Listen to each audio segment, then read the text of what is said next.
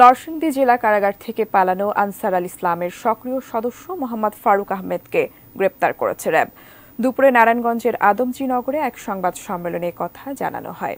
গতকাল সোনারগাঁও থানার প্রেমের বাজার এলাকা থেকে পলাতক জঙ্গি মোহাম্মদ ফারুক আহমেদকে গ্রেপ্তার করে র্যাব। সে নরসিংদী জেলার মাধবদী থানার নুরালাপুর এলাকার মৃত রফিকুল ইসলামের ছেলে। 2022 সালে সিলেটে অভিযান চালিয়ে জঙ্গি সদস্য ফারুককে গ্রেপ্তার করা হয়।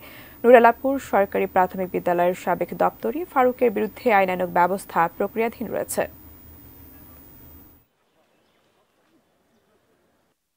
গ্রেফতারকৃত আসামি ফারুক কারাগারের 4 নম্বর সেলে থাকতো এবং তার সাথে আনসারুল্লাহ বাংলা টিমের আরও 3 জন জঙ্গি সদস্য যথাক্রমে হিজবুল্লাহ, আব্দুল আলিম এবং মাইনুদ্দিন তার একই সেলে অবস্থান করেছেন।